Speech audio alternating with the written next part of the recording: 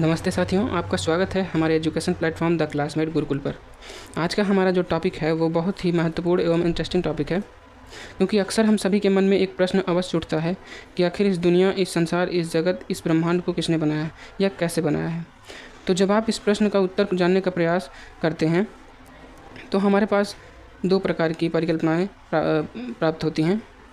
पहला है धार्मिक परिकल्पनाएँ, दूसरा वैज्ञानिक परिकल्पनाएँ। क्योंकि धार्मिक परिकल्पनाएँ विभिन्न धर्मों के अनुसार भिन्न भिन्न प्रकार से की गई हैं, जो तार्किक नहीं हैं तथा प्रमाणित नहीं हैं।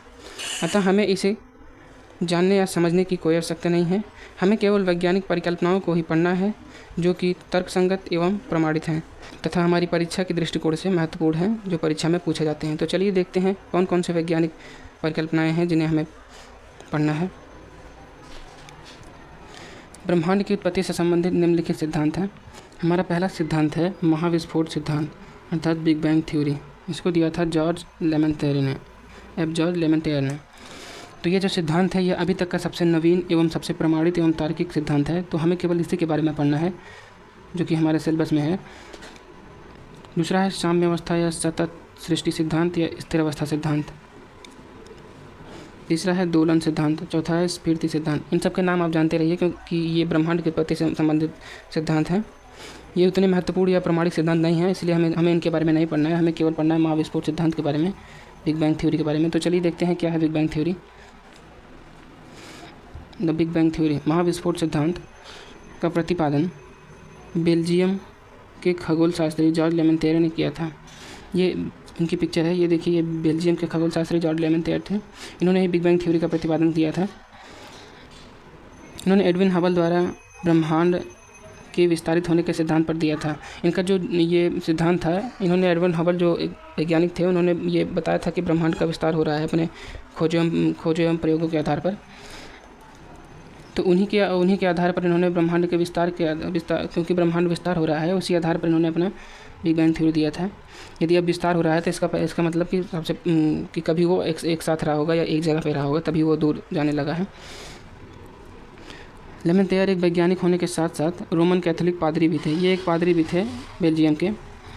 उनका महाविस्फोट सिद्धांत अल्बर्ट आइंस्टीन के सामान्य सापेक्षवाद सिद्धांत पर आधारित था। बाद में रॉबर्ट वेनोगर ने सिद्धांत की व्याख्या की।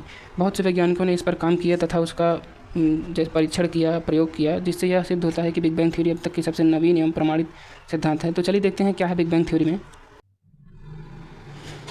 तो बिग बैंग थ्योरी अर्थात महाविस्फोट सिद्धांत के अनुसार समस्त संसार या जगत आज से लगभग 13.7 अरब वर्ष पूर्व या 13.8 अरब वर्ष पूर्व संसार ब्रह्मांड के समस्त आकाशीय पिंड या खगोलीय पिंड एक ही स्थान पर, एक मटर के दाने जितने स्थान पर स्थित थे, जिनमें अनंत तापमान, अनंत दाब, अनंत ऊर्जा, अनंत गुरुत्वाकर्षण, अनंत घनत्व, अनंत द्रव्यमान था, जिसके कारण इसमें आकस्मिक विस्फोट हुआ, जिसे बिग बैंग के नाम से जाना। इसी विस्फोट को कहते हैं महाविस्फोट, जिसके कारण उसमें से बहुत सारी ऊर्जाएँ निकली, बहुत सारे पदार्थों का निर्माण होना शुरू हुआ। सब एटॉमिक पार्टिकल्स और मूलभूत तत्वों का निर्माण होना शुरू हुआ।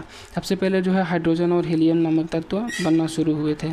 फिर उन्हीं गैसों ऊर्जाओं का बादल बना, जो आगे चल के नेबुला का रूप में हो गया, जिसे निहारिका कहते हैं।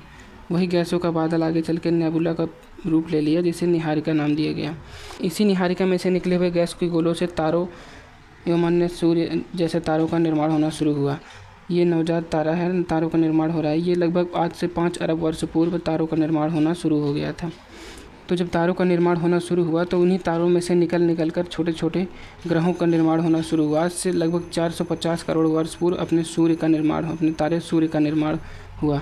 अपना सूर्य भी एक तारा है, जिसके द्वारा सौरमंडल के सभी ग्रह बने हैं।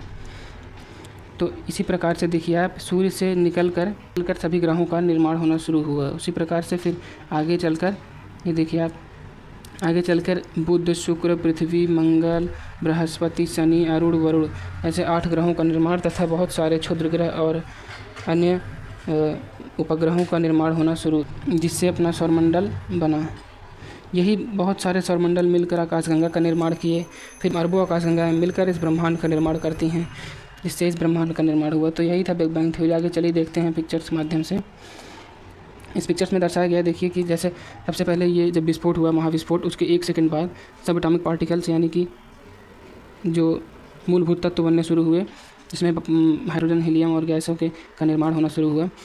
3 मिनट पश्चात उसमें नेबुला का रूप लिया या निहारिका का रूप लेना शुरू किया। फिर हज़ारों वर्षों पश्चात ये गैस के बादल इकट्ठे हुए तथा उनसे टुकड़े निकल कर तारों का निर्माण होना शुरू हुआ। फिर ये इन तारों में से निकल कर ग्रहों, उपग्रहों, क्षुद्र ग्रहों का निर्माण शुरू हुआ, जिससे कि सौरमंडल का विकास हुआ। फिर ये अरबों सौरमंडल मिलकर आकाशगंगा का निर्माण किए। ये अरबों सौरमंडल मिलकर आकाशगंगा का निर्माण किए, जिससे कि ब्रह्मांड की उत्पत्ति हुई, जिससे कि एक ब्रह्मांड का निर्माण हुआ। और उसी ग्रह में एक ग्रह है पृथ्वी, जो कि सबसे अनोखी ग्रह मानी जाती है, क्योंकि पूरी अभी तक जितने ब्रह्मांड में खोज हुए हैं उनमें केवल एक ही ऐसा ग्रह है जिस पर पूर्णतः जीवन संभव है, इसलिए इसे अनोखा ग्रह कहते हैं। उसी पृथ्वी पर हम जैसे मानवों का निर्माण हुआ या विकास हुआ या उद्भव हुआ, उत्पन्न हुए हम लोग। ये दूसरी पिक्चर है, इसके माध्यम से देखिए। इसमें दिखाया गया है कि जब बिग बैंग हुआ तो उसमें से बहुत सारे पदार्थ निकले, जिनके द्वारा खगोलीय पिंडों, विभिन्न प्रकार के खगोलीय पिंडों का निर्माण होना शुरू हुआ। पहले मूलभूत पदार्थ बने, फिर गैस के बादल बने, फिर उससे तारों का निर्माण हुआ, तारों के निर्माण से ग्रहों का निर्माण हुआ, फिर सौरमंडल बने, उन्हीं सौरमंडल से फिर आकाशगंगाओं का निर्माण हुआ, फिर वे आकाशगंगाएँ, अरबों आकाशगंगाएँ मिलकर ब्रह्मांड का निर्माण करती हैं। तो बस इतना ही था बिग बैंग थ्योरी में, यानी ब्रह्मांड की उत्पत्ति का सिद्धांत, महाविस्फोट सिद्धांत में। तो आगे चलिए, जैसा कि मैंने आपसे कहा था कि लास्ट में हम क्वेश्चंस देखेंगे जो कि इससे टॉपिक से संबंधित क्वेश्चन पूछे गए हैं। तो चलिए देखते हैं कौन कौन से क्वेश्चंस पूछे गए हैं। तो ये क्वेश्चन है, कंपटीशन एग्जाम क्वेश्चन है। सबसे पहला क्वेश्चन है, महाविस्फोट सिद्धांत संबंधित है। ये देखिए कितना आसान क्वेश्चन है। ये क्वेश्चन पूछा था RAS RTS प्री 2006 में। तो इसका पहला आंसर सही हो जाएगा, ब्रह्मांड की उत्पत्ति से। किससे संबंधित है? ब्रह्मांड की उत्पत्ति से। फिर अगला क्वेश्चन है, ब्रह्मांड के अध्ययन को इसके नाम से जाना जाता है। ब्रह्मांड के अध्ययन को जाना जाता है, ये SSC CHSL 2016 में क्वेश्चन पूछा गया था। तो ब्रह्मांड के अध्ययन को कॉस्मोलॉजी बोलते हैं, स्टडी ऑफ कॉस्मोस। ब्रह्मांड को अंग्रेजी में ब्रह्मांड या यूनिवर्स को कॉस्मोस भी कहते हैं। तो study of Cosmos is called cosmology. तो ऑप्शन नंबर ए इसका सही हो जाएगा। अब थर्ड क्वेश्चन देखते हैं। क्वेश्चन वही पहला वाला है, किंतु इसको घुमा के पूछ लिया है थोड़ा। बिग बैंग सिद्धांत निम्नलिखित के उद्भव की व्याख्या करता है। ये क्वेश्चन है UPSC प्री 2006 का क्वेश्चन है। तो इसका आंसर हो जाएगा ऑप्शन नंबर सी, ब्रह्मांड की उद्भव की व्याख्या करता है। अगला और लास्ट क्वेश्चन देखते हैं। 1948 में विकसित बिग बैंग सिद्धांत के लिए निम्न में से कौन सा वैकल्पिक सिद्धांत जो यह बताता है कि ब्रह्मांड परिवर्तित नहीं हो रहा है या विस्तारित नहीं हो रहा है, भले ही इसमें समय के साथ विस्तार हो रहा है लेकिन ये बदल नहीं रहा है। ये सिद्धांत है स्टडी स्टेट यूनिवर्स। ये जो आपको पहला साम्य अवस्था सिद्धांत था, ये ऑप्शन नंबर बी हो जाएगा सही। ये क्वेश्चन पूछा था SSC CPO में। तो ऐसे ही क्वेश्चन हम लाते रहेंगे टॉपिक से संबंधित। अगला टॉपिक हमारा होने वाला है पृथ्वी की उत्पत्ति से संबंधित सिद्धांत या सौरमंडल की उत्पत्ति सिद्धांत। तो चलिए मिलते हैं नेक्स्ट क्लास में, तब तक के लिए धन्यवाद।